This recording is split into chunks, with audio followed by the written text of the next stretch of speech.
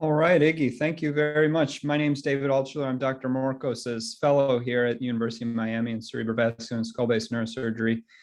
And it's my honor to do Dr. Morcos's usual short introduction here. He is in Strasbourg, France, teaching a skull-based anatomy course. So we have three phenomenal speakers today, Dr. Sargi, Dr. Schwartz, and Dr. Cavallo. And Dr. Morcos did pre-record a short introductory video for us all this evening. So I'll ask Iggy to play that for us now. Good evening, everybody. I am sorry, this is a pre-recorded introduction because I am in Strasbourg, France at a course, and we realized the Wi-Fi is not completely reliable. So I welcome you again to the monthly Cerebrovascular and Skull-Based Surgery University of Miami Symposium. This is now session 44 on June 16, 2022. It's a great session today on management of cellular and supracellular lesions.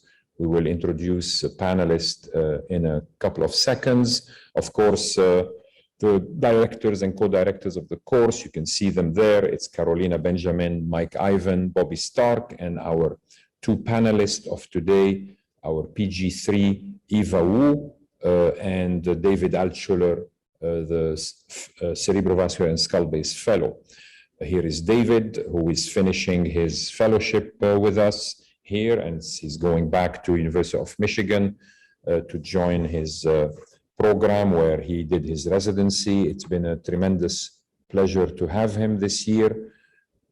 And of course, Eva, who is transitioning to PG4 next year, will also be a guest discussant. Many thanks to the team that makes these webinars possible, and of course, all of you who attend them. We have also an announcement of the future sessions. We have 4 sessions coming up. Please mark your calendars. Maybe take a screenshot of those dates. You will see the flyers in a minute. July 21, August 11, September 15, and August 13. Please notice that August 11 and October 13 are not the third Thursday of the month like we try to do because of conflicts with other important meetings. So beware of the actual dates. It's not always the third Thursday of the month. Next month, July 21, will be surgery for brainstem cavernomas with Mike Lawton, Peter Vashkozy, Oliver Bozinov. August 11 will be petroclival meningiomas, debate on approaches, Eduardo Vellutini, Siviero Agazi, and Jim Liu. September 15 will be treatment controversies in AVMs, Amir Dedashti, Gary Steinberg, and Adam Arthur. And October 13 will be surgical management of acoustic neuromas, Ashok Astagiri, Martin Shamez, and Mustafa Bashkaya. And of course, I'll announce later the remaining month what we have installed. As you know, we always have spectacular speakers who participate. But coming back to tonight, and again, my great pleasure to introduce our 3 wonderful speakers in the order in which they will speak. Luigi Cavallo, who's professor of neurosurgery at Federico II University Hospital in Naples, Italy. Luigi will talk on endonasal approach to unconventional pituitary adenomas. Of course, he and Professor Capabianca, his senior partner, have been instrumental in pioneering endonasal endoscopic surgery. Next is Ted Schwartz. Ted is professor of neurosurgery, director for Center for Epilepsy and Pituitary Surgery. He is a professor of minimally invasive skull-based surgery at Weill Cornell Brains and Spine Center in New York. Ted, of course, is a pioneer as well of skull-based surgery and is going to talk to us about the craniopharyngioma conundrum. We've asked him to talk about the difference, if any, between gross total resection versus subtotal resection with adjuvant radiation therapy. So that would be also a very exciting talk. Last but not least is my partner in and colleague from otolaryngology here at the University of Miami, Zuka Sargi, who is currently the treasurer of the North American Skull-Base Surgery, Zuka, who is a spectacular surgeon, professor of otolaryngology and neurosurgery, will talk about skull-base reconstruction, principles, pitfalls, and pearls. Zuka, we could not really have a complete skull-base program here at the University of Miami without Zuka's contribution in every aspect of it, in research, in clinical aspects of the program, and in dealing with the most complex of the skull-base tumors that we handle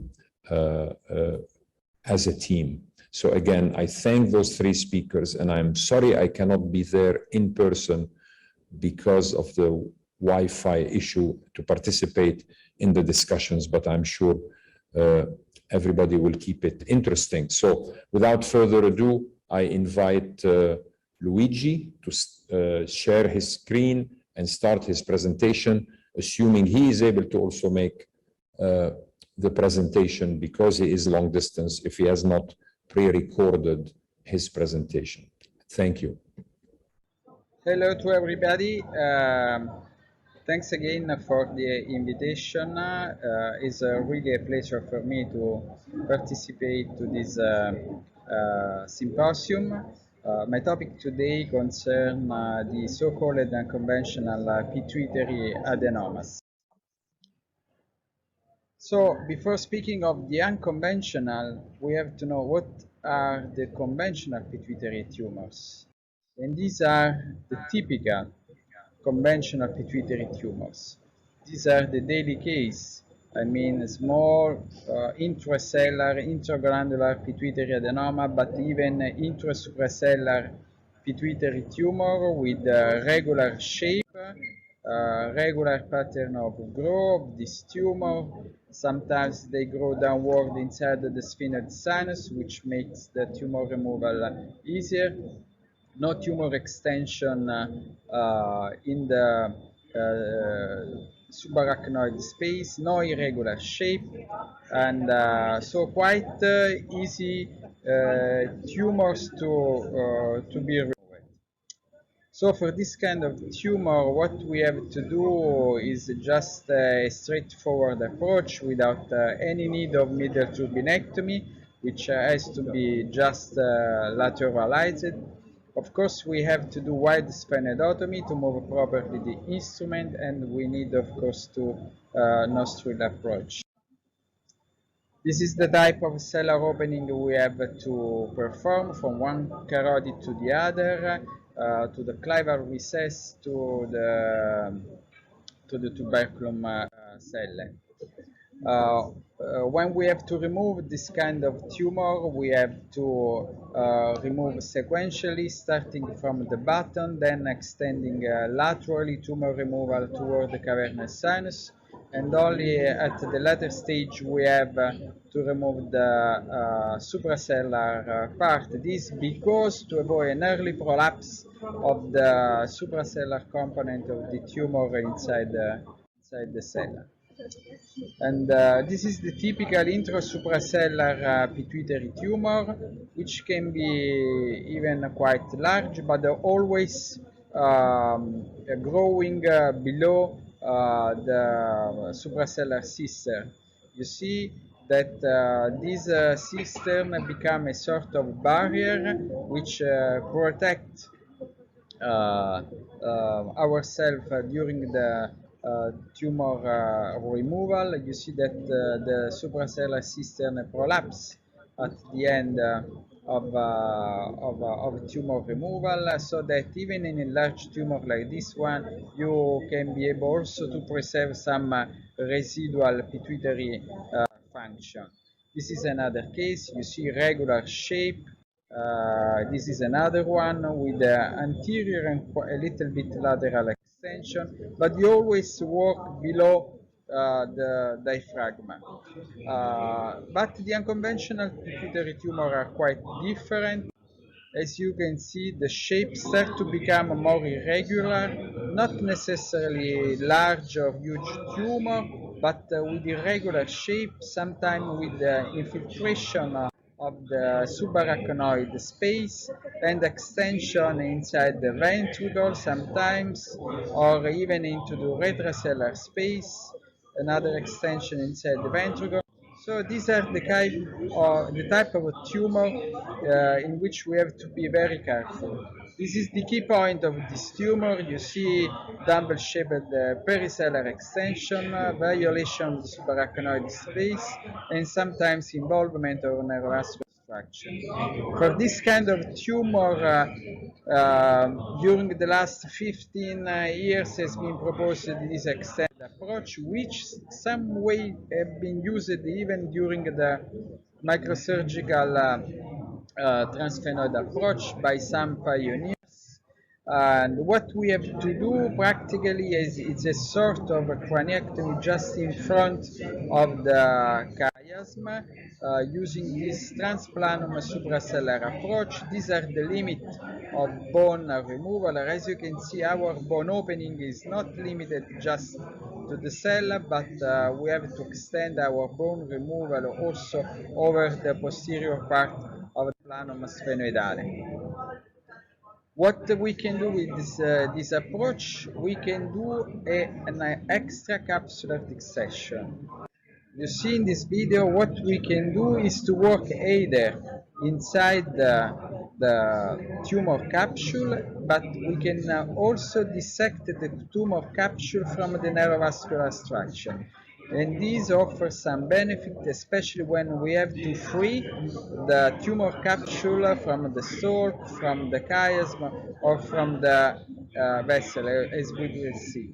So we can use this double corridor. This is transarachnoidal corridor, and then we have, of course, the transcellular approach. This was considered a sort of a contraindication in the past for transsphenoidal root, sunglass-shaped non-functioning adenoma, and you see that using this extended approach we can remove this type of tumor. This is another case you see with the paracellular, supraparacellular extension. You see this component of the tumor. So what we can do is, of course, to start removing the cellular part of the tumor, and you see the consistency is quite soft, but at certain point we have the prolapse of the supracellular system. So what we have to do is to open the system, because we still have a large part of the tumor which is still inside, so we have to extend our dural bone opening over the planum, and you see here that we are resecting the larger supracellular part of the tumor, which was impossible to fall down with a regular transsphenoidal approach. You see, we have to dissect the tumor from the brain and from the neurovascular structure, but you see at the end that that was the tumor dome, just laterally to A1, A2 complex, the shape of the residual cavity after tumor removal, which is, of course, quite nice. And this is an early MRI with the suppression fat sequences. You see, almost not touching the brain. This is another case, even more complex. You see, with this irregular shape of the tumor, you see, these are kind of tumor that in the past we were using to remove with the transcranial approach. As usual, we start with the bulking of the cellular component of the tumor. And you can notice that we don't have any descent of the supracellular system. The tumor is quite elastic, not so soft. So what we have to do again is to open the diaphragm to dissect the capsule of the tumor from the optic nerve. Pituitary tumor are more bleeding than craniopharyngioma, and sometimes even then more meningioma. So we have to try to resect as much as possible this tumor until we see the normal tissue. We cannot leave any piece of capsule or tumor around the vessel because otherwise we have the risk to have a vasospasm after the surgical procedure. Here we can recognize the stalk with the residual gland. This is A1 with the chiasm. At the end we pack the residual cavity with the fat, and we cover with nasoseptal flap with the 3F technique I will show you later. That's the post-op MRI. You see the piece of fat, how much is resorbed after 3 months. This is another case. You see with some extension of the tumor even inside the third ventricle. And again, we start with the transallar approach. Then we have to move outside the capsule in order to dissect the capsule from the neurovascular structure. You see the optic nerve. This is A2 on one side, the ACOM, the other A2 here. Not very easy to recognize the structure, and this is the piece of tumor growing inside the third ventricle through the lamina terminalis. Very strange way to grow. This is a blood clot. This is the ventricular cavity free of tumor, and then at the end the view of the surgical cavity after tumor removal. This is the diaphragma cell coagulated, and post-op MRI with good tumor removal. Another case with tumor growing inside the third ventricle. Of course, like a craniopharyngioma, we know that today we can enter this cavity through the nose, just following the tumor through this corridor.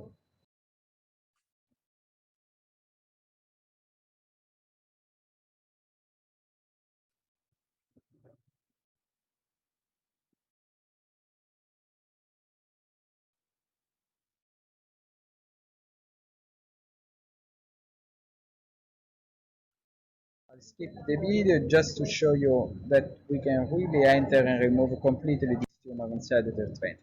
Sometimes we have to combine the approach because the nasal route is not enough. And I show you in this recurrent tumor, we really have to face with the scars, with the tumor entering even inside the third ventricle.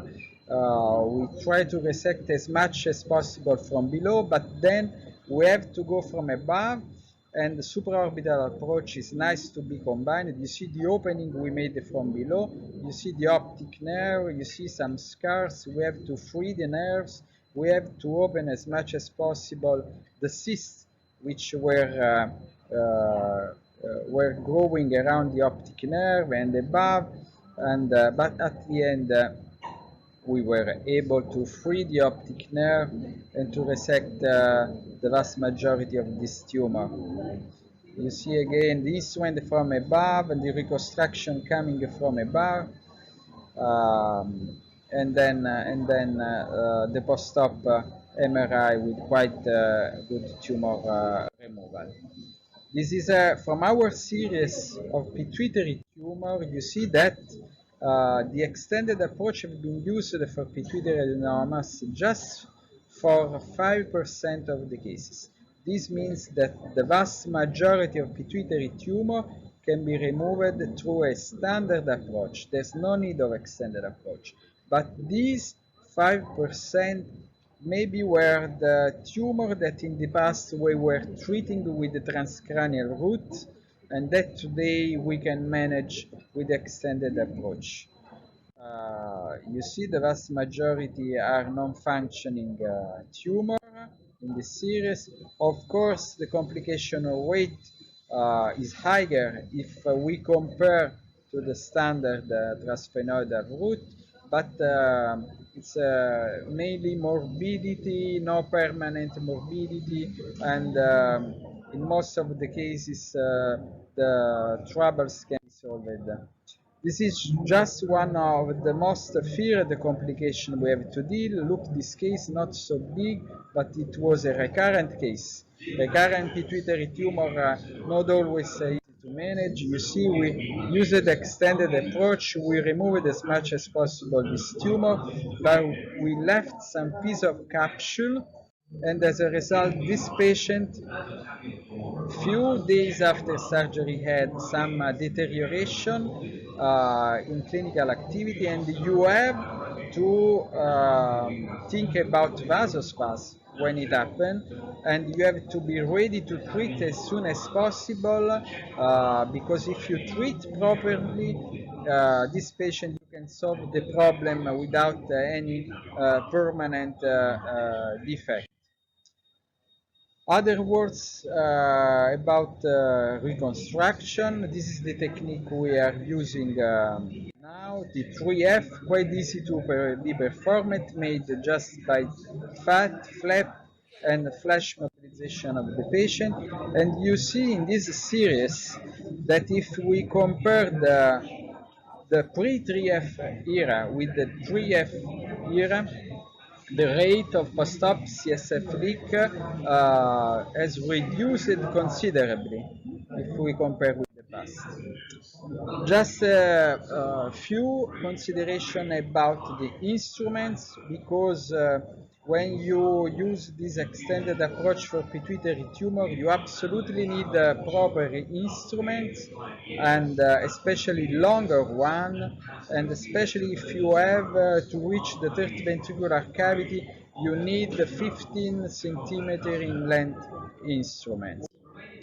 So I think this is my last slide. I thank you for your attention. As you can see, this presentation has been recorded from the airport. I really enjoyed, and really hope to see you in present in the near future. Thank you again. Thanks to Dr. Cavallo for that recorded lecture. Fantastic presentation. Next up, we have Dr. Schwartz from Cornell, who needs no introduction himself, a legend in endonasal surgery and minimally invasive skull-based surgery. David, thanks so much for having me. I'm going to share my screen and then get started. Let me know if it doesn't look right to you, but hopefully it will. Yep, looks good, Dr. Schwartz. I'm in presentation mode. So I'm going to talk to you guys about craniopharyngiomas. I have about a 20-minute talk, which should cover my time. I have some disclosures, nothing that exciting, a bunch of fellows and residents who helped me put a lot of this data together, so I'm really grateful to them. I work out of Cornell, which is part of New York Presbyterian Hospital in Manhattan, and we started this institute, myself and Dr. Anand, and it's expanded since then. This is what our OR looks like for endonasal surgery. Just of note, we use a scope holder, which a lot of people don't do. So when you see the videos, just keep in mind it's on a scope holder, and obviously I don't feel it limits us in any way, and I don't need the ENT surgeon to hold the scope throughout the operation. I just move it around a lot. So craniopharyngiomas are rare tumors. There are about 620 of them a year in the US. That includes adult and pediatric. And as we know, some of them are papillary and some of them are adamantinomatous, and I'll go through the differences between those two. And the papillary ones are rare in children, much more common in adult. Almost all the pediatric ones are adamantinomatous. Craniopharyngiomas can grow in multiple directions, which is what makes them very challenging. They really can go almost anywhere, but they do start from the stalk, and so they become a paracellular pathology. There are different peaks in the presentation. There's a pediatric peak and then more of an adult peak. And I work very closely with the pediatric neurosurgeons at Cornell when we do our pediatric craniopharyngiomas, and there's specific things you need to do that are unique to the pediatric population. So I'm going to talk a little bit about the molecular biology, medical treatment. Jacques wanted me to talk about gross total resection versus subtotal radiation, peds versus adult, whether to sacrifice the stalk or save the stalk, and then a little bit on craniotomy versus endonasal. So the biggest thing in the last couple of years after endoscopy was this whole concept of the mutations that we see in the craniopharyngiomas. And what was found was that most of the adenomatous have this beta-catenin mutation, and the papillaries have a BRAF mutation. And what made that particularly exciting was that there was a chance of treating the papillary ones with chemotherapy. Now, it turns out you can make the diagnosis of papillary versus adenomatous almost purely on imaging and age. And if these are papers that looked at that, if you have a supracellular tumor, spherical, solid, homogeneously enhancing in an adult, it's almost guaranteed to be a papillary craniopharyngioma. And they tend not to calcify. Whereas the adenomatous are calcified, they're more in pediatrics, they're cystic, they can be cellular and cellular supracellular. And what makes that exciting is that you can potentially identify these tumors preoperatively, and if they are papillary, treat them medically with MEK inhibitors and BRAF inhibitors. And it has, a couple of papers now have shown great responses just to chemotherapy, although you have to keep the chemotherapy going. When you stop the chemotherapy, the tumor often grows back. And so it's great to do in preparation, for example, for radiation therapy, or maybe to make a tumor more resectable. Endocrinopathy is a key component of craniopharyngiomas, both pre-op and post-op. And it's really important when you talk to your patients to let them know that there's a very good chance that they're going to be hypopituitary, regardless of what treatment they have, whether they have surgery or whether they have with subtotal resection, whether they have radiation or not, or nothing, that often the pituitary axis will be compromised. You really have to work closely with your neuroendocrinologist to manage these well. The other thing is this question of hypothalamic involvement with the pediatric patients, which I think is not a completely resolved question, but originally Christian St. Rose wrote a lot about hypothalamic involvement, and those that were invaded, particularly in the pediatric patients, he felt it should not be resected. And I'll touch on that a little bit. When I trained, the question was, does gross total resection make a difference compared to subtotal resection with radiation? And a lot of the data showed that it didn't, that maybe a subtotal resection with radiation was just as good as a gross total resection. But all of the data that's contributed to this controversy was before endonasal endoscopy existed. So I would argue that we sort of have to revisit this question in the age of endoscopy. And there are a lot of different treatment options that are out there because these tumors can be so difficult to treat, and you have to think about Ommaya drainage and cyst fenestration, fractionated radiation, intracystic bleomycin, interferon alpha, and all those things have been tried for this tumor. But surgery, in my opinion, in general, is first-line therapy. The goals are to make a diagnosis first and foremost, adenomatous versus papillary. You want to decompress the chiasm if vision is lost, and then you potentially can cure these. If you take the whole tumor out, the patients are cured. A lot of the chat groups, the patients will say there's no such thing as a cure, but I think it's maybe the people in the chat groups that haven't been cured that are being told that. But I have, patients who are, 10, 15, 20 years out from cure with no recurrence of their tumor. So if you can cure a patient, that's a wonderful thing to do, but obviously you want to maintain quality of life. We looked at some of our patients where when the story originally came out about papillary versus adenomatous, we found 16 patients who were papillary, tried to figure out what was specific about them, and none of them had calcifications, and we got gross total resection in 78.6%, and some of them had transcranial surgery, none of them were gross total resections, but I'll get back to that question of best approach, but no CSF leaks. But this was very early when we were first kind of discovering these and trying to figure out the differences between the two tumors. So for pediatric patients, it's more acceptable to offer a subtotal resection to avoid hypothalamic damage. And that's important to keep in mind.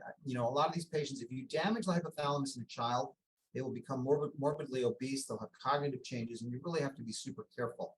But it doesn't mean you can't be aggressive. It doesn't mean you can't try to cure these children. And I'm going to show you a great case that has changed my mind a little bit about that coming up. With respect to craniotomy versus endonasal, craniotomy was always the mainstay. It's got a wide exposure, better lateral view, but there's a lot of brain retraction, risk of seizures is high, wound infection, optic nerve manipulation. The endonasal has a better midline view, less optic nerve manipulation, no brain retraction. And of course, there's the risk of CSF leak and a limited lateral view.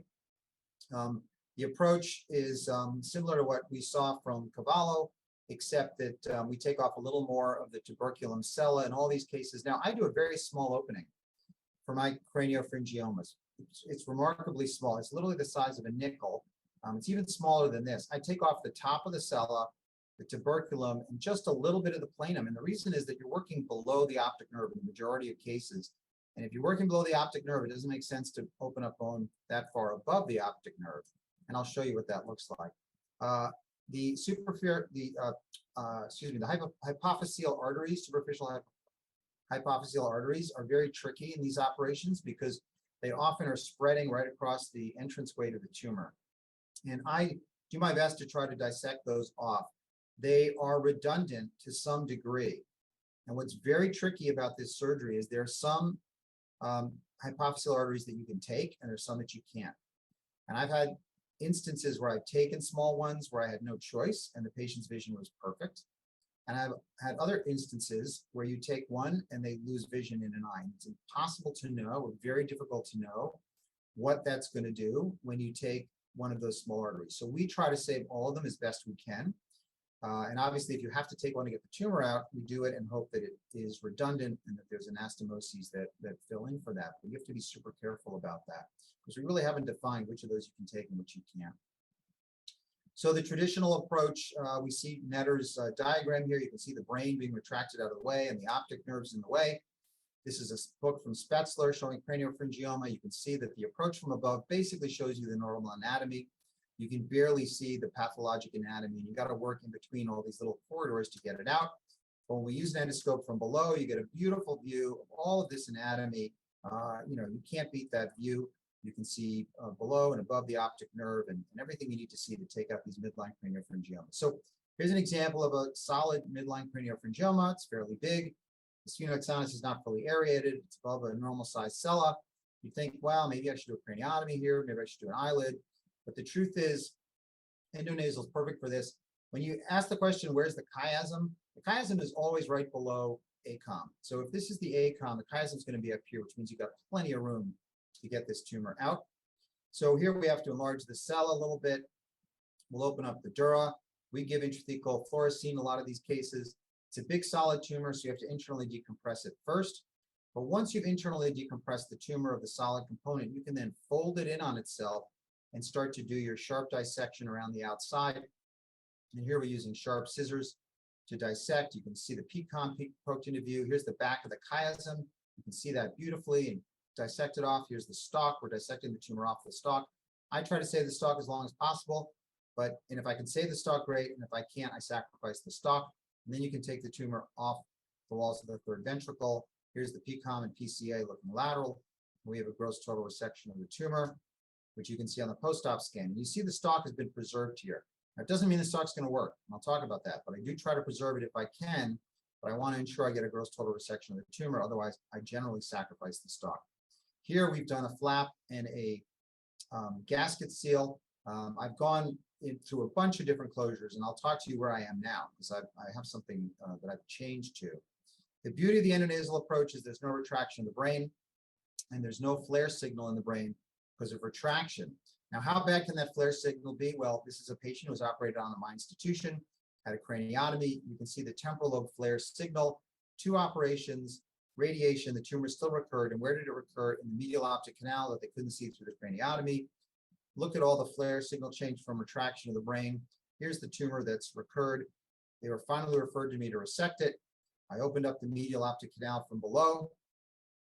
I'll sharply open up the optic canal, and then you'll see I'll roll the tumor out from the inside out. Here I'm opening up the optic sheath. We'll find the edge of the tumor and peel it off the optic nerve. It's already fairly gray because it's been radiated. But you see what a beautiful view of the medial optic canal you get. And then obviously when it's stuck to the nerve, you got to sharply dissect it off the nerve and create a plane for yourself so you don't damage that nerve.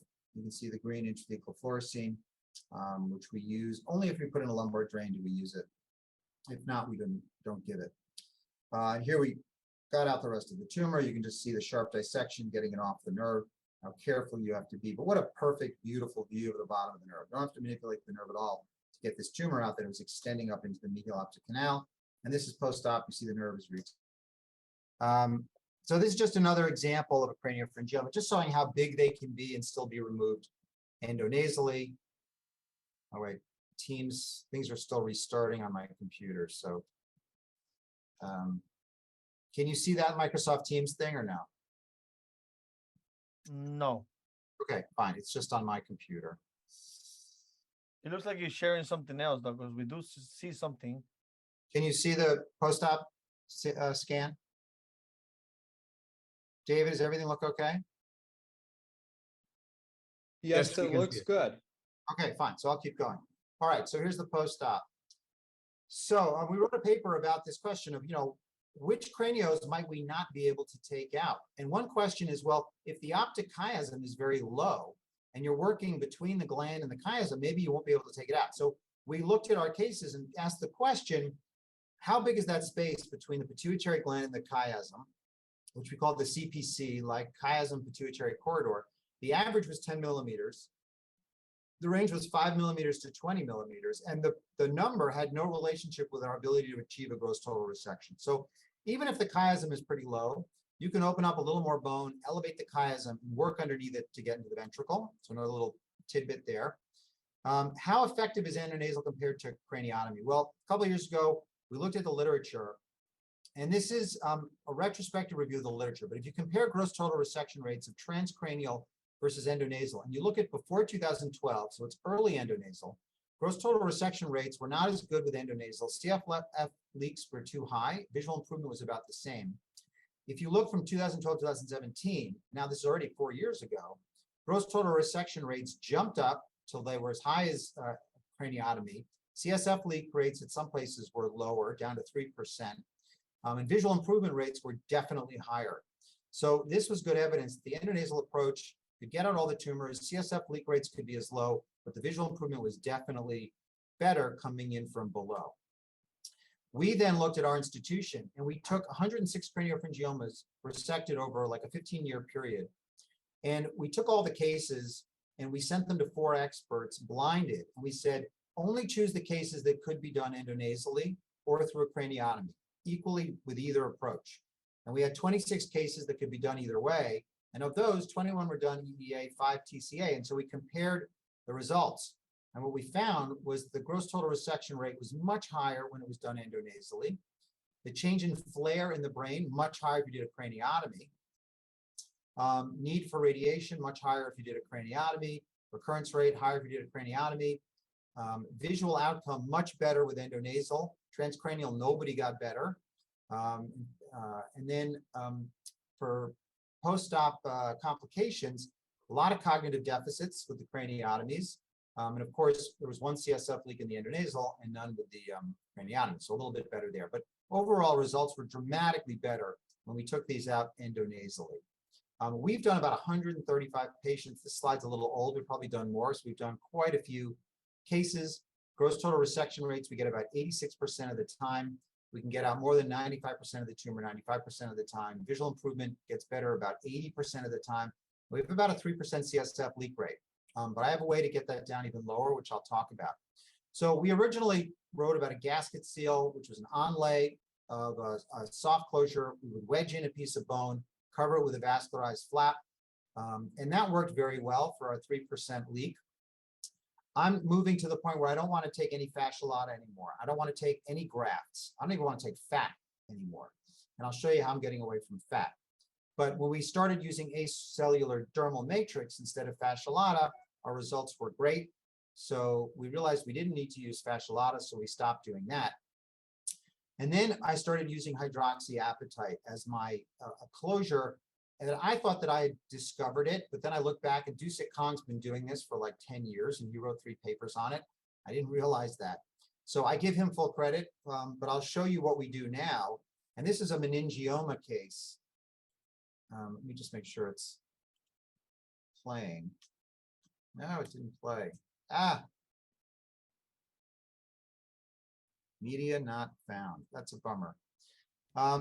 Well, I'm going to save that for another talk. How we use Hydrocet to get no CSF leaks. Or if you want at the end during discussion, I'll find the video and show it to you because I'm not going to wait now. But Dusick did this study and it really works beautifully. So what I do now is basically I'll do a gasket and I'll cover it with Hydrocet and then cover that with a vascularized flap. No lumbar drain, no fat. So it's basically what I consider a perfect surgery, which is you take the whole thing out and you make no incisions except going through the nostril. You don't get fat, you don't get fascia lata, you don't put a lumbar drain in. The hydroxyapatite does it for you. And Dusick showed this actually in a couple of studies, and I've bought into it. I don't use it for pituitary tumors, just so you know. I only use it for meningiomas, craniopharyngiomas, where I'm going into the third ventricle for extended approaches. Let's talk about the outcome. Is it worse for reoperations? Is it worth it to sacrifice the stalk to achieve a cure? How can we preserve pituitary function? If you don't, don't sacrifice the stalk, do you get a subtotal resection? And then what's the long-term recurrence rate? I'm going to talk about all these things. So first, reoperation. So we published this case paper a while ago, 35 first-time operations versus 22 reoperations. We published this probably 7-8 years ago. The gross total resection rate was the same, roughly 90% versus 80% for first-time operations versus reoperation. Visual improvement was about the same. The only difference was there were more anterior pituitary deficits with the first operation, and that's because a lot of the reoperations already had anterior deficits. And new DI was more common in reoperations compared with first-time operations. But again, we were being more aggressive, and so we were causing more DI. But the gross total resection rates were about the same. So what I like to do is if a patient has failed surgery, rather than go right to radiation, if I can get a gross total resection, I'll take him back for a reoperation. It's only if I can't get a gross total resection that I'll say, you know what, go to radiation because I can't cure them. We published this paper. We looked at 24 reoperations, and we had one group that had only had surgery and another group that had surgery plus radiation therapy. And what we found was that we were much more successful if the patient had not had radiation in the past. So the gross total resection rate was higher in group A, surgery alone, than group B, almost 90% versus 50% if they'd had radiation before. So if you've had radiation, it's very hard to get a gross total resection. So what I like to do is do my first operation, try to get a gross total resection. If I see a patient who's recurred and they haven't had radiation, I will offer them another surgery. I won't do radiation unless I can't get a gross total resection. What about the stalk? Should we sacrifice the stalk or should we leave the stalk behind? So here's the data on a bunch of patients where we did different things and I looked at the outcome. So for a gross total resection, if you sacrifice the stalk, you have 100% anterior pituitary insufficiency. That's not surprising. What is a little surprising is that I had one patient where I sacrificed the stalk who did not go into DI, but I tell all my patients that if I sacrifice your stalk, you probably will go into DI, but it's not a guarantee. But a gross total resection with stalk sacrifice, chance of recurrence, very low. Need for radiation, very low. So if I get a gross total resection and I preserve the stalk to try to save pituitary function, how successful am I? Well, it turns out about a third of the time I can save anterior pituitary function, so that's good. And about half the time I can save posterior pituitary function. Now, if I preserve the stalk, though, does that mean there's going to be a higher recurrence rate? Because I haven't really taken out the whole tumor. The answer is a little bit, but not really. So the recurrence rate is still fairly low, and you can always radiate those patients because, again, you gave them the best shot you could. So you can preserve some pituitary function by saving the stalk, and you can have a durable cure even if you preserve the stalk. What's really important is the patients in whom I did a subtotal resection or a near total resection, in order to preserve pituitary function, was I able to preserve it? The answer is not really. Even those patients who had a subtotal resection or near total resection, they ended up having 80% had anterior pituitary insufficiency, 2/3 went into DI, and they all needed radiation therapy. And they all progressed a little bit till they got radiation therapy. So you're not doing them a huge favor by doing a subtotal resection to try to preserve pituitary function. They're going to lose it most of the time anyway. So if GTR can be achieved, offer reoperation before radiation therapy. If you can't get a GTR, often radiation therapy unless visual apparatus needs decompression, and then obviously you can go in and decompress. Let's talk about long-term control. How durable is the control? So I looked at a group of craniopharyngiomas where I had more than 3 years of follow-up after endonasal surgery. 44 patients, mean follow-up of almost 6 years. I had a 70% gross total resection rate. and about 90% in whom it was the goal of surgery. Some of them I knew I wasn't going to get it in. Average tumor volume for those that had gross total resection was 4 cubic centimeters. For the subtotal, they had much bigger tumors, 18 cubic centimeters. So it's not exactly apples and apples. But what I found was if the tumor was less than 10 cubic centimeters, the chance of getting a gross total resection was very high, about 90%. And if it's greater than 10 cubic centimeters, the chance of getting a gross total resection was much lower. What was their long-term progression-free survival? Well, of those that had a gross total resection, no radiation therapy, we had 75% durable control. And for those who had a subtotal resection plus radiation therapy, a lot of those still recurred, even though they had a subtotal resection plus radiation therapy. So the data in my hands was not equivalent. The gross total resections actually did better.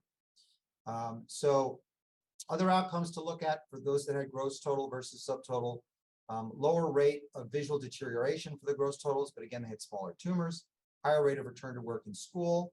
CSF leak rate was lower for the gross total resection, surprisingly, with 0%. Higher rate of DI for the gross total resections, which is not surprising. And I showed that data previously. Let me go back. This is what I want to show. So what about intraventricular meningiomas? Sorry, wait, no, sorry, these are pediatric cases. What about pediatrics? So this is 11 patients we had done less than 18 years old. Gross total resection rates are less in pediatric cases because, again, you're trying to avoid hypothalamic injuries. So you often leave tumor behind. Anterior pituitary function, 80%, DI, 63%, not surprising, pretty high. Only 2 patients had an increase of greater than 9% in their BMI, which is pretty good. Visual function stable or improved in 73%. All children returned to an academic environment, 10 in their grade appropriate for their age. 1 CSF leak, 1 loss of vision unilaterally from taking one of those hypophyseal arteries, and 1 abscess. So we do offer aggressive surgery to our pediatric patients as well. I want to show you this video of an 8-year-old girl who had a little bit of weight loss, actually. She had this very large craniopharyngioma with hydrocephalus. And look at all the edema in her hypothalamus. Huge amount of edema in the hypothalamus. We thought, wow, this is going to be invading the hypothalamus. We probably were going to leave tumor behind. So we went in with the idea, we're going to be aggressive, we're going to decompress, but if we have to leave tumor behind, we'll leave it behind. So let me show you what we found. Here we are decompressing the tumor. You can see we're working below the chiasm. We're trying to sweep those suprahypophyseal arteries up. You can see the PCAs below. Here, we're taking out the bottom of the tumor. We're sweeping it off hypothalamus. We're using the NICO to decompress this. There's the hypothalamic plane. And we're saying, all right, if there's a plane, we're going to take it. Those are the mammillary bodies, sharply dissecting off the mammillary bodies. Look at this beautiful view up the long axis of the tumor. But we found a plane between the hypothalamus, and we just gently tried to sweep the tumor off the hypothalamus. It didn't look like it was going into it, although it was somewhat stuck. We were able to sweep it off the bottom of the fornices and then get out the whole tumor. So what's really interesting about this case, we're just exploring, showing you we got it all out. We did a gasket seal with, here we did alloderm, med-pore, nasoseptal flap, and some green glue. Post-op tumor's gone, but look at all the flare. Here's the shocker. All the flare went away in the hypothalamus, gone. And that's like 5 days after surgery. So rather than making the edema in the hypothalamus worse, we actually made it better when we took out the tumor. So that got me thinking, and I look back at the Christian St. Rose data about hypothalamic involvement, and they're all of the data that Christian St. Rose gave us on pediatric patients was done with a craniotomy. There was no endonasal surgery. So in my opinion, the whole question of gross total resection versus subtotal resection and radiation, pediatric cases, all has to be revisited with endonasal surgery. What about intraventricular in the third ventricle? Well, people have said it's a contraindication endonasal, you can't do it, you do a craniotomy. We had 10 patients, we got a gross total resection in 9 out of 10. We got a 98% extended resection in the one we couldn't get a gross total resection. We did a gasket seal, and we had lumbar drain or an EVD. We had 1 CSF leak. We did have a lot of anterior and posterior pituitary insufficiency, 90 and 70%, which is similar to what you would expect. But we were able to get these tumors out, and the patients actually did quite well. So intraventricular in the third ventricle is not a contraindication. You just have to know you're probably going to become hypopituitary afterwards. So conclusions, endonasal surgery achieves equally higher rates of gross total resection with better visual outcome, more CSF leaks, although with hydrocet, I think we can get that down to 0. Trade seizures and wound infection for sinusitis and anosmia. We have our own set of complications with the endonasal approach. But craniotomy has its own set of complications as well, and those probably balance each other out. So you have to counsel your patients well about that. Gross total resection, in my opinion, in my hands, reduces the rate of recurrence compared with subtotal resection plus radiation. If the tumor is less than 10 cubic centimeters, chance of gross total resection very high. If you can save the stalk and achieve a gross total resection, that's ideal, but it's often better to sacrifice the stalk to get a gross total resection, unless you have hypothalamic involvement in a pediatric patient, and then you do have to leave the tumor behind so you don't get obesity and cognitive changes. But even if you do a subtotal resection to save the stalk and to try to prevent hypopituitarism, you're going to end up getting hypopituitarism in about 2/3 of the patients. So you might as well cure them, in my opinion. Consider hydrocet, which will eliminate CSF leaks and your need for lumbar drainage. And if you want, I can show you a video of how I do that. I have it saved somewhere else. Thank you very much. Thank you, Dr. Schwartz. Really spectacular talk and very impressive cases. I guess we can save questions for the end. I wanted to ask you, though, about your fluorescein protocol. When do you find that most beneficial? You only use it for cranios? No, so I only use it if I am putting a lumbar drain in anyway, right? So it's basically cranios, suprasellar meningiomas. Remember, I do all my tuberculum and planum meningiomas through the nose. And chordomas, right? If you know it's going to be an intradural chordoma. So it's not all the cases, it's just a limited number of cases. Now, I'm trying to stop doing lumbar drains, actually, in my suprasellar cases because of the hydrocet closure. So I will probably do less and less fluorescein, but I do like to give it if you can, if you have access anyway, because it shows you where the leaks are. At the end of the operation, it'll show you that there's no leak at the end of your closure, which is useful. When you open up your arachnoid planes for the first time, you get this green rush of fluid. It's just very clear where the arachnoid is. So I enjoy operating with it. I think it is somewhat helpful, but I wouldn't put in thecal access just to do that. It's only if I already have thecal access. Sure. And the other question I wanted to ask is, you have these challenging cases with tumor right up against the chiasm and sweeping the superior hypophyseal perforators, these very small vessels. Have you run into any issues? Can you advise on any technique that you can recommend for dealing with these small perforators? I think I called them superficial hypophyseal. I was like stumbling over the word, but super hypophyseal. Thank you for reminding me. So,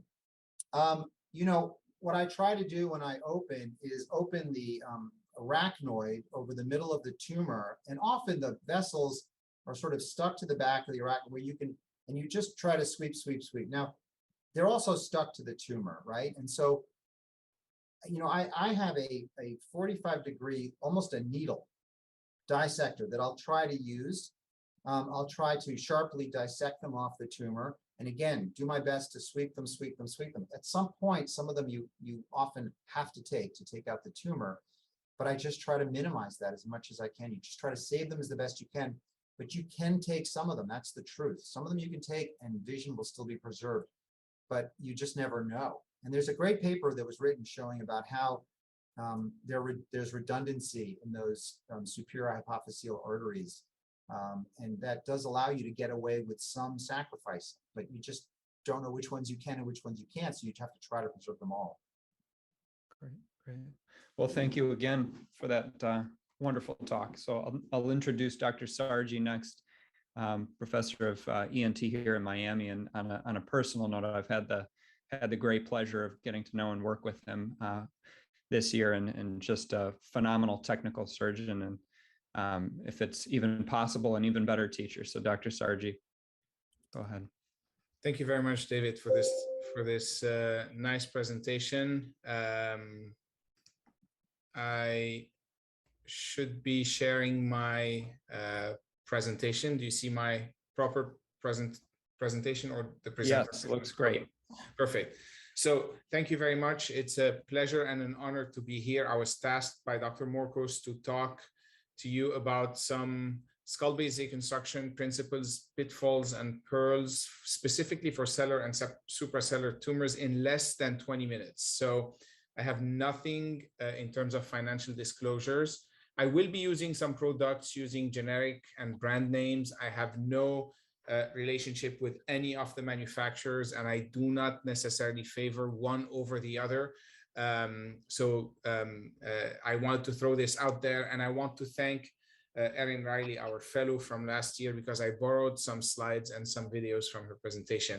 Another disclosure slide for people who are interested in skull-base surgery. The North American Skull-Base Society is going back to in-person summer workshops in New Orleans this summer. This is an amazing course for people who are considering a career in skull-base surgery, ENTs or neurosurgeons. So I encourage all of you to attend and save the date for February 2023 in Tampa, Florida, for the annual meeting of the North American Skull-Base Society meeting. So, I'm not going to repeat some of what was mentioned by my previous presenters, but planning the reconstruction starts from the beginning of the case. When you look at the disease, you anticipate what defect you're going to deal with, and this helps you start planning your reconstruction. It makes a difference whether you're dealing with a small cellular lesion with an expanded cella, or whether you're dealing with a cellular and a supracellular lesion. Of course, craniopharyngioma or pituitary adenomas make a difference in terms of consequences of arachnoid defect and CSF leak. Either way, no matter what the reconstruction is, in Miami, it's common practice not to harvest a nasal septal flap unless we know for a fact we are going to need it.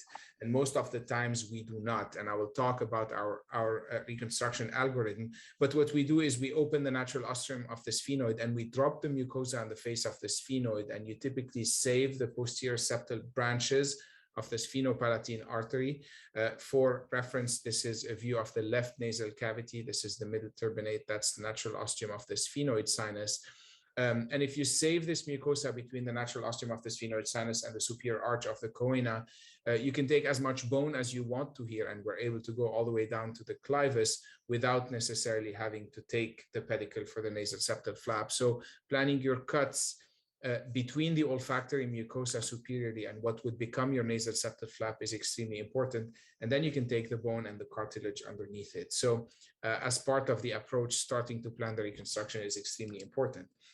And then you are all familiar with this view, this extended sphenoid view of the cella with the tuberculum and the planum anteriorly, the projection of the optic nerves, the carotid, the paracellular and paraclival carotid arteries, and the optical carotid recess. So it's important for you to know if your defect is going to be cellular or cellular and supracellular, including the tuberculum and potentially the planum. And I'm not going to discuss the approaches, but those are relevant when you are talking about reconstruction, your defect. So what factors do you consider? Of course, the size of the defect. Is it a small defect or a large defect? And I don't think there's a clear cutoff between what is small and what is large. We know what happens on the extremes, but there are defects in between where we cannot really classify small versus large. Location, cella versus tuberculum versus planum. This has to do with the planar structure of the defect, the communication with the subarachnoid spaces, the proximity with important structures against which you may or may not be able to exert pressure. And I think this is extremely important. We classify CSF leaks in Miami as non versus low flow versus high flow. There are grading systems for intraoperative CSF leaks, grade 0, 1, 2, and 3. But there is a difference in our experience whether there is a CSF leak or where there's no CSF leak, and we differentiate between low flow and high flow CSF leak. From my perspective, when there is a visible diaphragm or arachnoid defect, it is different from when you have CSF seeping through what otherwise seems to be an intact arachnoid. Do you have exposed neurovascular structures? Do you need to cover the carotid? Do you need to cover the optic nerve? Do you have a bone buttress against which you can exert pressure and anchor your graft or your reconstruction material without pushing directly on the optic nerve? Think about patient factors. Is the patient overweight? Is there an empty cella with possibility of intracranial hypertension? Does the patient have sleep apnea? Do they need to use a CPAP after surgery? Have they had surgery before? Is there availability of good quality nasal tissues, or are the nasal structures completely destroyed? And importantly, is there a need for radiation? Do you need to make that defect heal very quickly because you need to radiate the patient? Or can you just let them heal by secondary intention and manage them conservatively without the need for radiation? So what are the goals for reconstruction? You really want to decrease that space. The more that space you have there, the harder it becomes to maintain a graft, especially if you're using single layer closure. You need to create a watertight seal to prevent CSF leak, and by the same token, restore an effective barrier between the intracranial cavity and the nasal cavity for risk of meningitis. Risk of CSF leak post-op is much, much higher than risk of meningitis. Both are extremely small in experienced hands, but we worry more about the watertight seal. And you also want to cover and protect important neurovascular structures. It may be a good idea to put a graft over an exposed carotid in the sphenoid sinus or to cover an optic nerve. So some of the challenges that we encounter as we are doing the reconstruction, and the philosophy changes from one institution to another, from one team to another. In Miami, it's mostly ENT surgeons who perform the reconstruction. Neurosurgeons are done when the resection is done, and we take the patient back. In other institutions, neurosurgeons do the reconstruction. In many institutions, both surgeons work together. But some of the reconstruction challenges we have is lack of supporting structures when we have a very large defect with no buttresses that we can use. You want to think about the effect of gravity as the defect becomes more vertical. If you have a sellar and clival defect, the pressure of the CSF, the movement of the soft tissues, you really want to maintain nasal function. Sometimes, maneuvering within a small space, potentially more with respect to the nasal space than the skull base opening when we talk about reconstruction. And also, there are challenging patients who are morbidly overweight, who have empty cella in addition to their disease, who have sleep apnea, who need to use a CPAP. So what do you have available for you to use? Avascular tissue is something that's readily available, either autologous or allograft material. You really want a graft that could substitute or replace healthy, normal dura. You want a graft that's ideally well tolerated, and some grafts more than others could trigger some inflammatory reactions and cause granulation tissue and crusting. You want a graft that you can manipulate, that you can handle, that you can fold, that could respond to shaping and twisting, yet not be very hard, so it pushes on the optic nerve or on the carotid artery. There are also some dural substitutes, some absorbable hemostats, and some sealants that you could use, and I will let you know what we use in Miami. In terms of autologous grafts, you could use fat from anywhere in the body. You could use free mucosal grafts, typically from a piece of turbinate. If you choose to do a turbinoplasty, the nasal floor, we typically preserve the nasal septal mucosa in case we need to do a vascularized nasal septal flap. You could use fascia, you could use bone that you could harvest from the septum. If you're not taking your graft from the nose, you require a second incision, and this comes with extra morbidity. The advantages is that those are cheap and those are from the patient, so they do not trigger immune responses and they're not likely to trigger inflammatory reactions. We have some dural substitutes, and you're all familiar with. Dr. Schwartz mentioned alloderm as one graft that they have started using. Alloderm has been the workhorse graft for the past 20 years in Miami. That's what we have used. But if you don't have it available at your institution, you can find any other dural substitute that would work in a similar fashion, and you could use it for reconstruction. We also rely on absorbable hemostats and packing material. Those create some temporary pressure that allow the graft to sit and stick to the surrounding structures, but don't stay there, don't occupy the volume that they do in the sella on the long term. Those could be easily removed or suctioned in clinic. Some institutions use tissue sealants. We do not use tissue sealants in Miami. In my opinion, you achieve watertight closure with the first layer of closure, and anything you put on top of it is extra and could actually hide the CSF leak. So we have not used tissue sealants in Miami. And we've moved from being very aggressive, stripping all the mucosa in the sphenoid, to now preserving as much mucosa as possible. So I do not like to have a big glob of tissue sealant sitting on the sphenoid mucosa. We do not use non-absorbable hardware in Miami, but we oftentimes get patients who need revision surgery who have, porous polyethylene type meshes and non-absorbable grafts placed there. While those may be very effective in reconstructing the skull base, those become a nightmare when you're coming back for revision surgery, and they tend to get stuck, and they're hard to manipulate. You can drill through them, but you cannot really control how you remove them. So we typically do not use those in Miami.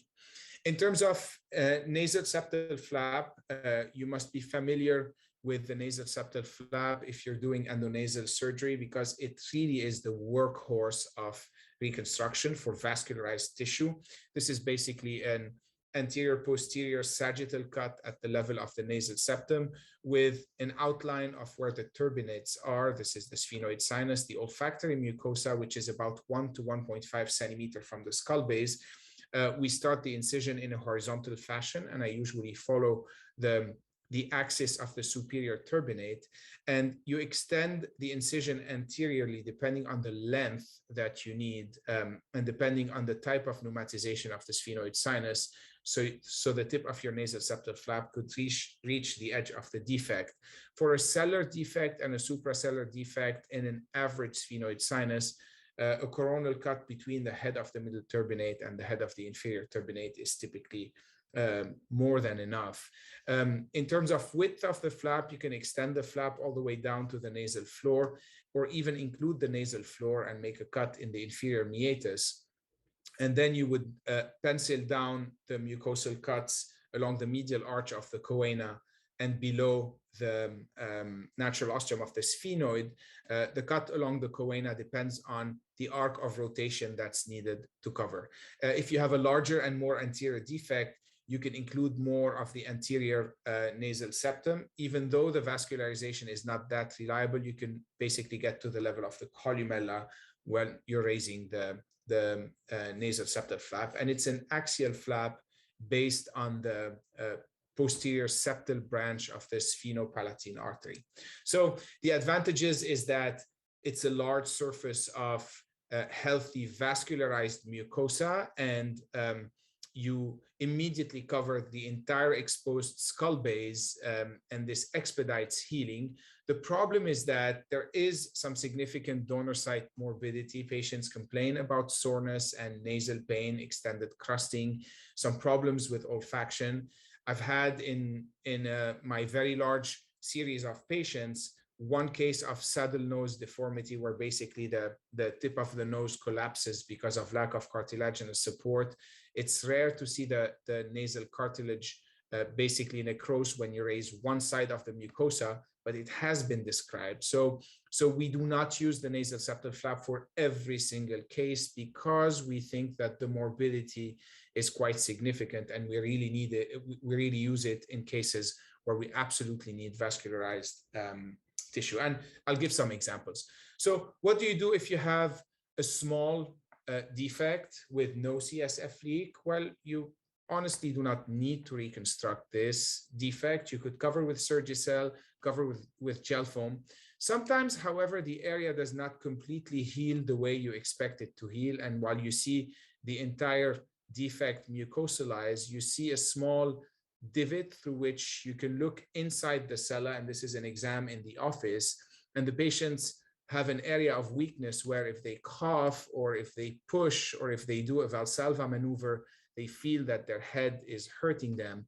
You hardly ever have to go back and repair those. And over time, the area becomes tougher and sturdier. But you need to know that if you do not reconstruct, sometimes healing takes a little bit longer and patients could end up with something like this.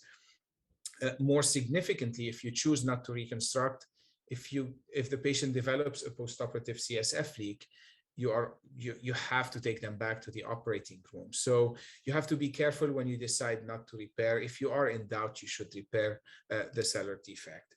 So how about low flow leak? The University of Miami technique that was developed and pioneered by Dr. Casiano, my former fellowship mentor and my senior partner here in Miami. It's an inlay-onlay graft of acellular dermis that is positioned in the cella for cellar defects and even intracranially for other types of defects. But this is essentially a depiction of the principle where the central part of the graft is placed as an inlay inside the defect, and the outer part is flattened around the edges of the skull base. The center is packed with typically gel foam and Surgicel that expand and create this cork-like packing inside the defect, and this allows the graft to heal without the need for any additional reconstruction. So a single reconstruction, a single layer alloderm would do it for most of our defects, including low flow and high flow leaks. Although in the high flow leaks, things have become a little bit more nuanced in my practice. So you need to have adequate hemostasis in the cella, and this is usually easily achieved with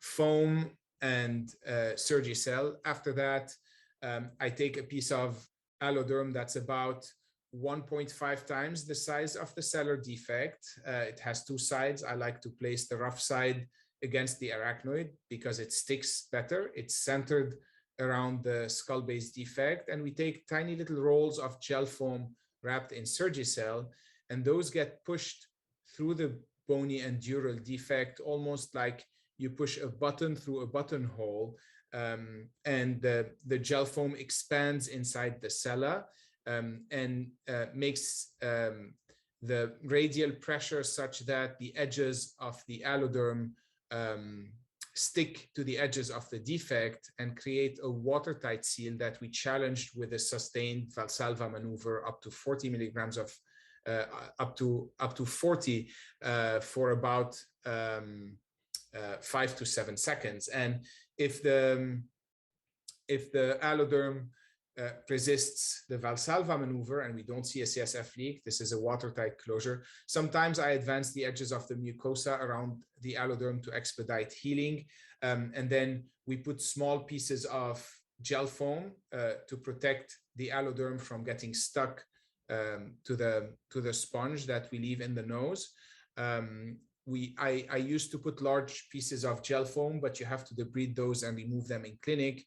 So it's much more comfortable for the patient to have just small pieces of gel foam. And then you advance a Merocell sponge that you allow to expand in this sphenoid. And this holds the packing, this holds the graft in place. The packing is usually removed on postoperative day 2 before the patient leaves the hospital. So this is for low flow leaks. What do we do for high flow leaks? Well, there are multiple protocols and multiple reconstruction techniques that have been described by different institutions. Most of them require multi-layer closure.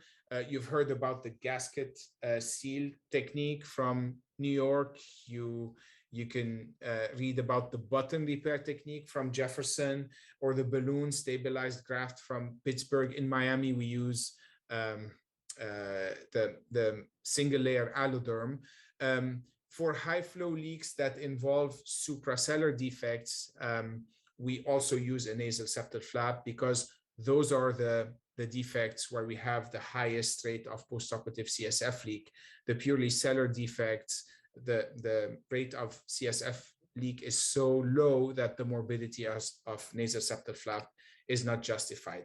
This is an example of a sellar and suprasellar tumor with a large defect, including arachnoid defect. As you see, we are looking basically in the ventricle with the choroid plexus.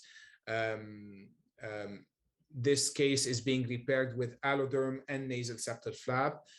Preparing the bed to receive the nasal septal flap, you have to strip the mucosa where the nasal septal flap is going to sit, to allow it to stick to the skull base and avoid mucocele formation.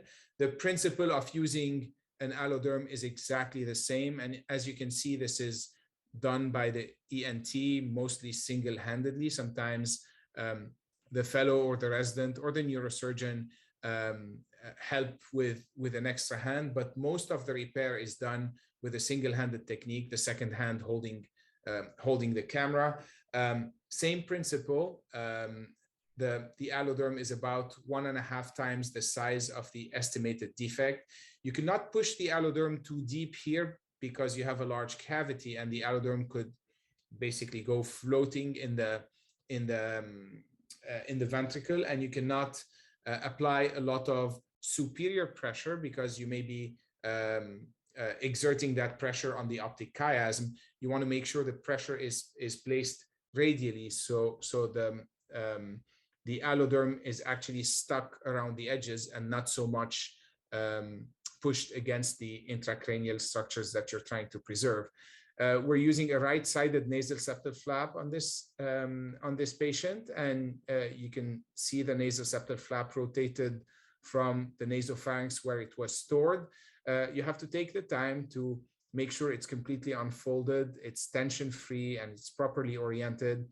We work our way from the pedicle to the distal aspect of the flap. Sometimes we use neurosurgical pledgets or pieces of gel foam.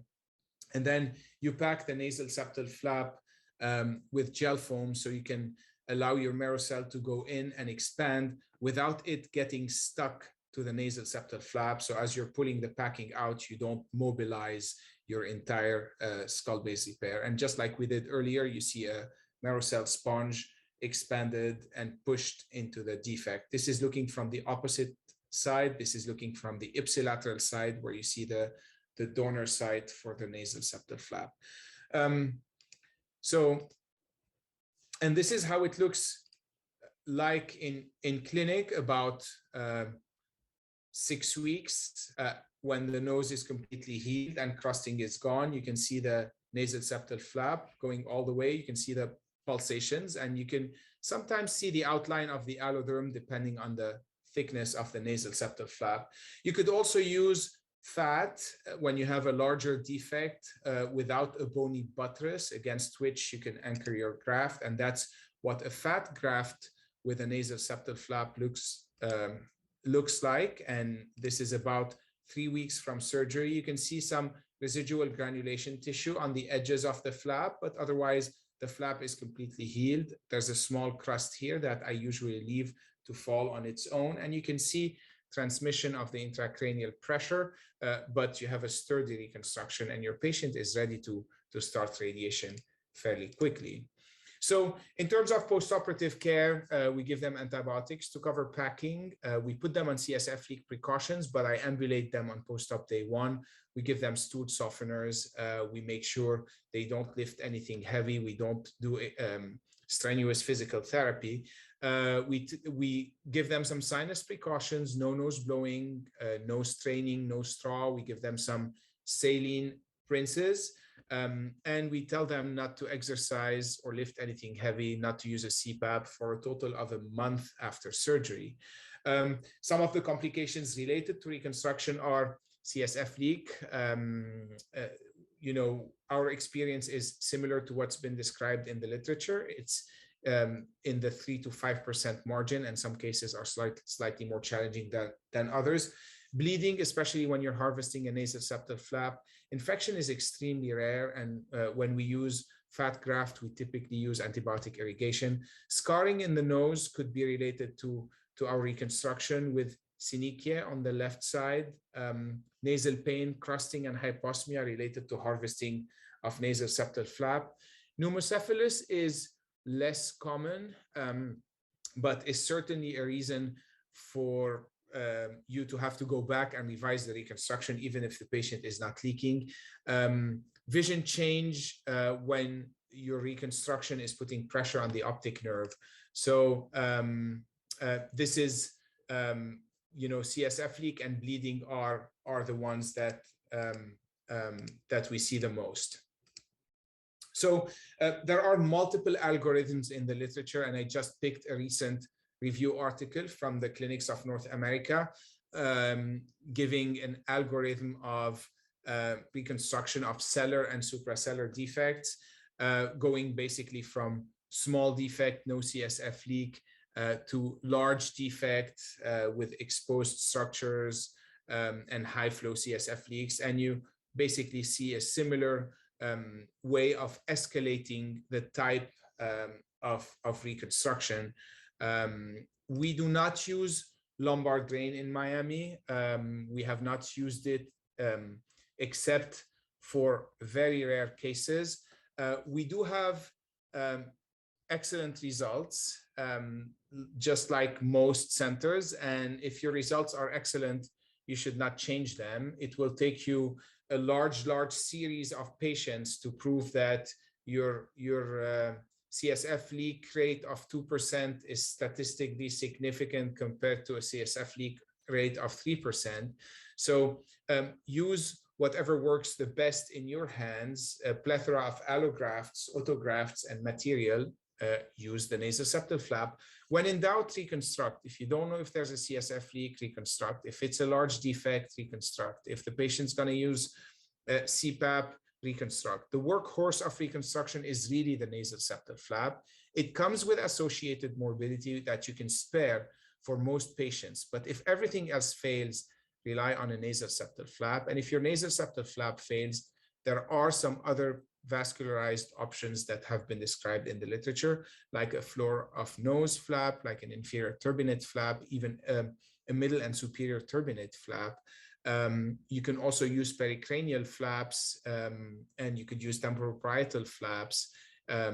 In extreme cases, you could rely on a tracheostomy and a free flap if needed. Avoid overpacking. If you pack too hard, your reconstruction may cause more pressure on the neurovascular structures than the disease itself, and you may have to take a patient back because they develop blindness after surgery. Avoid using a lumbar drain. Consider using Diamox for patients if they are overweight, if you have a high flow leak and they have an empty cella. That may help decrease the incidence of post-operative CSF leak. Talk to your patients about post-operative nasal care with irrigations and debridement. Avoiding crusting and colonized secretions in the nose helps healing and likely decreases the chance of an intracranial infection. Thank you very much, and I'm happy to answer any questions. All right. Thank you very much, Dr. Sargi. Well, we are running a little bit short on time, but I want to get to a couple of cases, and I think Eva's got a good one to present. So Eva, if you're ready, you can go ahead and share your screen. Okay, so this is a case of Dr. Morcos's, and so it's a 42-year-old man who was diagnosed with a suprasellar lesion back in 2008. And so he had a ventricular peritoneal shunt placed, and also an intracystic catheter was placed at an outside institution. And then he was lost to follow-up for many, many years. And so then in 2021, he actually presented to our institution with left hemiparesis, and on exam, he had a partial third nerve, so his right pupil was 6 millimeters and non-reactive. The left was 2 millimeters. He had a right monocular temporal hemianopsia, and the left upper and left lower were 4- out of 5, but he was otherwise intact. And so here's his CT scan. You can see this calcified, multicystic supracellular lesion. And so I'll show the MRI in a second.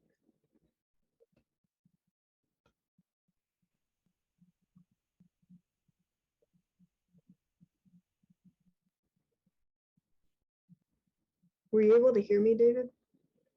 Oh, okay. So then, oh yeah, this is the MRI. And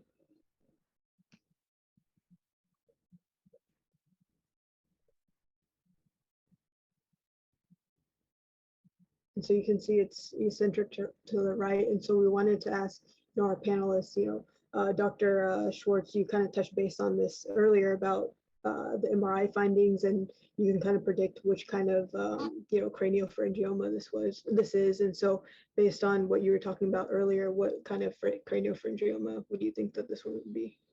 Adenomatous. Mm-hmm. And so our next question is, how you would manage this patient. And so, would you observe it or do, what things that you mentioned, like cis fenestration, fractionated stereotactic or hypofractionated radiation, intracystic bleomycin or interferon alpha, or would you do endoscopic endonasal? If you did microsurgery, what approach would you do? Would you use a lumbar drain? What side you would come from, and what degree of resection would you aim to achieve? How old is the guy? He's 42. Yeah, so, obviously you can't get a gross total resection endonasally in a case like this, very unlikely because of the lateral extent. So that's not likely going to happen. The guy looks like he has hydro, in the short run, obviously you want to make his hydrocephalus better because he's not doing very well. So, you might want to fix his shunt just as a first operation and make sure that he's got some kind of normal ICP. And so at that point, I think curing him is going to be challenging, right? This thing is wrapped around his PCA, his ICA. So I'm thinking in my head, I want to do an approach that's going to allow me to basically drain as many of the cysts as possible and then radiate him quickly afterwards to prevent it from regrowing and make sure his ICP is low. So I want to fix the shunt. I'm probably going to do a right-sided, terional. Maybe I'll take the orbital rim off to get a better exposure, split the fissure, and just try to get into all these cysts, decompress everything. But I don't think I'm going to peel the cyst walls off all the vessels. I'm probably going to damage something. So I'm just going to try to get in every single cyst, take the solid stuff out, decompress it all, and then send him for fractionated radiation. So I do an orbital frontal with a supraorbital osteotomy, just open widely and get it down. So what we ended up doing was we did a lumbar drain. We came from the right side. We actually did a posterior petrosal retrolab combined subtemporal approach. And so, we drained about 30 cc's from the lumbar drain, did the mastoidectomy, and drilled down to the presigmoid bone, down to the presigmoid dura, and then skeletonized the sigmoid sinus, and then lifted an occipital temporal bone flap. And then after that, we exposed the middle fossa floor extradurally, then opened the presigmoid dura and also over the temporal lobe, and then joined those two cuts at the superior petrosal sinus, and then cut the tentorium all the way to the tentorial incisura. And so after that, we were able to see medial to cranial nerve 4 was the craniopharyngioma cyst. And so then we started working extracapsular and try to lift the cyst off the temporal lobe. And then, as we were going around posteriorly, as we were trying to lift the capsule off the SCA, the SSEPs dropped a little bit. And so we just decided to leave the capsule, because there were a bunch of perforators there. And so we ended up getting, here's the post-op scan. Right. So you got to So, send him for radiation therapy. Yeah. What was going on with his fourth nerve and his third nerve? Were they working perfectly? So post-op, I mean, he still had his, initially pre-op, he had a partial third. And so post-op, he had had a complete third. And then he also had DI post-operatively. Right. Yeah. So, I've seen, Al-Mefti writes about that, getting into this, taking out these big craniopharyngiomas through a transpetrosal approach.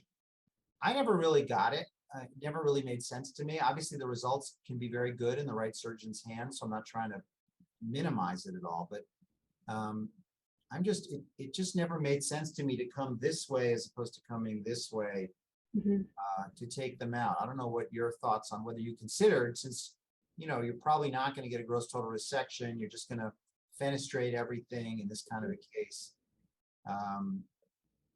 Maybe you could have preserved the third nerve and the fourth. You don't have to cut the tentorium necessarily, but what are your thoughts? I think the reason why we decided to, do the combined approach was just that there was a lot of the tumor that was in the posterior fossa as well. And so he wanted to try to be able to, lift some of that up. So we ended up lifting up the posterior fossa cyst into the middle fossa to try to. I can see how it getting like, very high up posteriorly. That's why I would take that over. Although the frontal sinus looks very aerated, so that may limit the amount of that I could get. But I think either way, you're going to probably end up with a subtotal resection and radiation in this kind of a case. So yeah, and if I could say anything in Dr. Morcos's absence, I guess I would say that it's what Eva's alluding to, which is that component that's just below the petrous bone, and probably what Dr. Morcos would think is the most challenging aspect of the tumor, and probably what he was targeting with the petrosal approach. Right. Yeah, I would say that, what is the patient symptomatic from? What are we gonna? Even though it's hard to get that part out, and I agree with that. The question is whether you need to get that out if you're not going to get a gross total resection anyway. But absolutely. Either way, obviously, whatever in your hands you're most comfortable with being able to fenestrate the majority of the cysts is the right approach. Yeah. So I guess that's all we had. David, if you want to present your case. Yeah, we're running a little short on time, but I'll show one more to get Dr. Schwartz's take on it. Dr. Sargi, this is a patient of yours and Dr. Morcos's, so you'll be able to share your thoughts from a treating physician's perspective. Let me pull up the case. And it's rare pathology. I'll share the pathology is juvenile ossifying fibroma of the skull base. And this is a patient that we treated recently, a 20-year-old who had a very large tumor, presented 2 years ago with left-sided visual loss. And I'll show her scans now.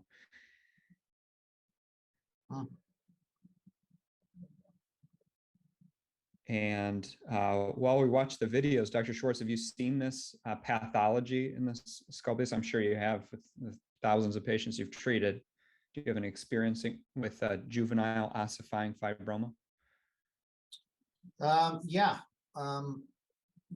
We've probably done one or two. I can't remember a ton of them, but yes, I'm just sort of looking at your imaging to figure out.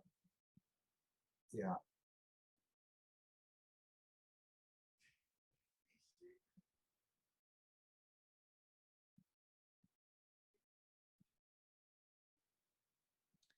So I think the natural response that Dr. Sargi, Dr. Morcos, Dr. Schwartz, you would give at that point is to take this patient for an endonasal resection, which is what was done. And Dr. Sargi, Dr. Morcos accomplished a 98% resection. And do you have any thoughts on the case at this point, Dr. Sargi? Do you remember her?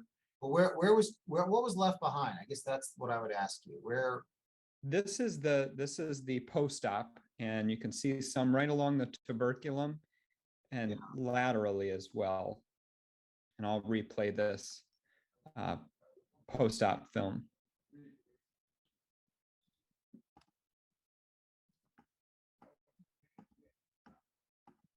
This is her immediate post-op MRI.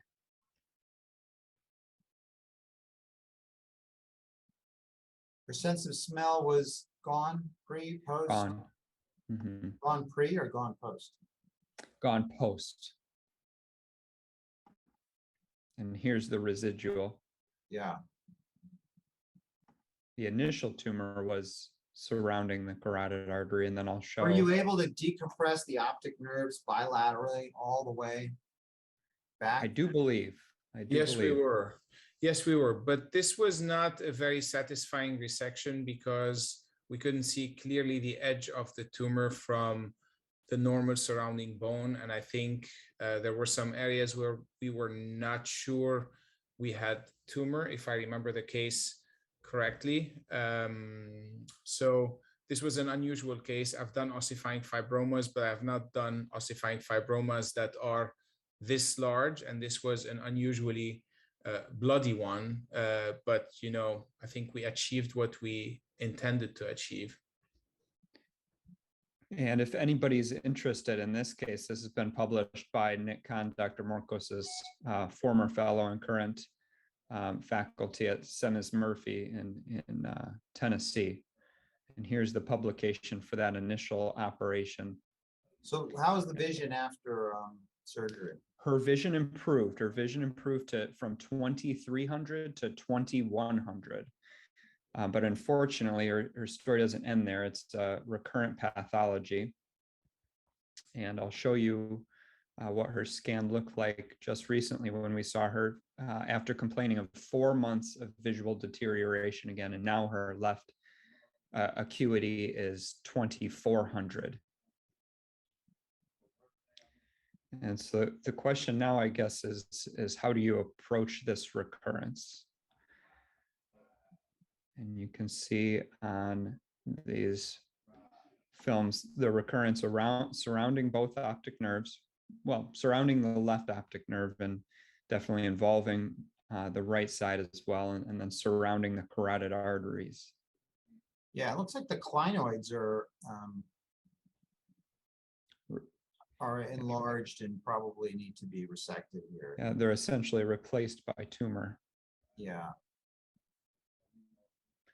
So is there an endonasal option for this pathology? You know, I'll be honest with you, when I've tried an endonasal approach and I've not been able to get out the whole tumor and the tumor recurs, in my mind, it makes no sense to say, all right, I'm going to go back and do a better job the second time because you've done the best job you could and you were not able to get it all out. So I would not go back endonasally. I like to go through a new route. I don't like to go through a reoperation. And look, you did the best job you could the first time and you were not successful at getting everything out. And so there's no, you know, there's that old expression like, you know, insanity is doing the same thing twice, thinking that you're going to get a different outcome the second time. So I would definitely not go endonasally.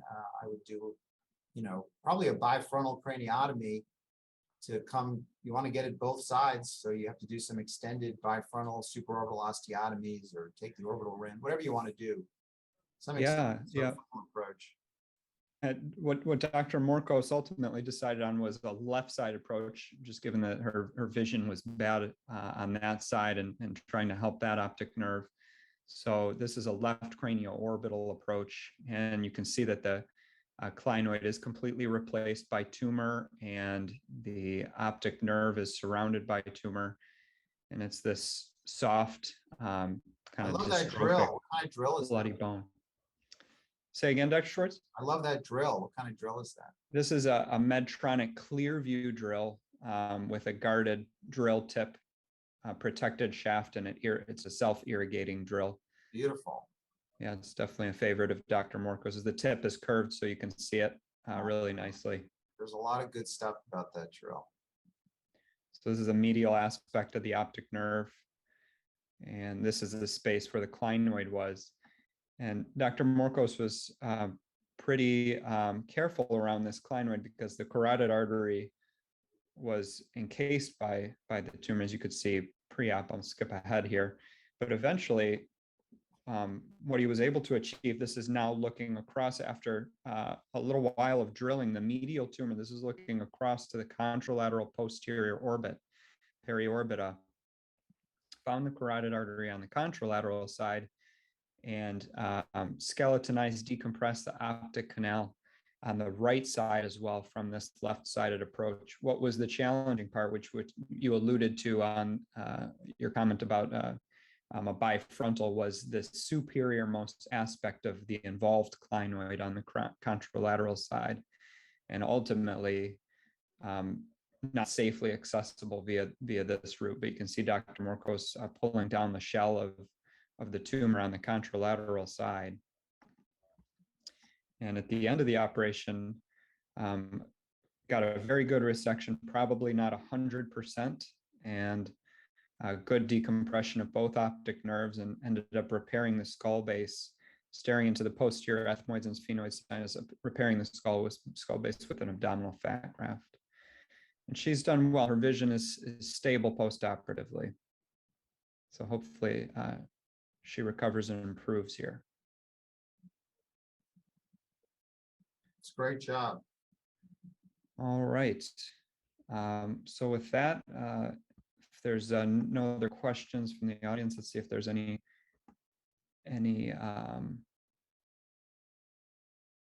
open questions. I don't see any. Thoughts about a mini pterional transtentorial approach, transcavernous approach for something like Dr. Morcos's cystic craniopharyngioma. Mini pterional. Transtentorial, transcavernous. Yeah, I mean, I think when you have a giant tumor like that, yeah, look, if you're going to do a subtotal resection, then that's possible. Mini pterional with a transtentorial, I've never done that, so I'd have to kind of think about it. Yeah. You know, I've only taken the tentorium through a transpetrosal, which is what you guys did. So don't have a lot of experience with it, to be honest with you. But I feel like, look, there was this huge cystic component that I think would create this enormous corridor for you. And so I think if you just came in anything from the front and kind of just followed the cysts, they would take you everywhere that you need to go. Yeah, that was my sense of why I didn't think I needed to do a transpetrosal for that, because, you know, there was just this enormous corridor from the cysts themselves once you got into them. Well, great. Well, thank you to Dr. Schwartz, Dr. Sargi, and Dr. Cavallo in absentia, but it was great discussion. Great to have you, Dr. Schwartz. Thank you very much, Dr. Sargi. Yeah. And Great thanks, job, Eva. Dave. And to everyone else, thanks to the audience for your participation, and look forward to seeing you at the next symposium. Thanks. Take care. Thank you. Bye-bye. Good night, everyone.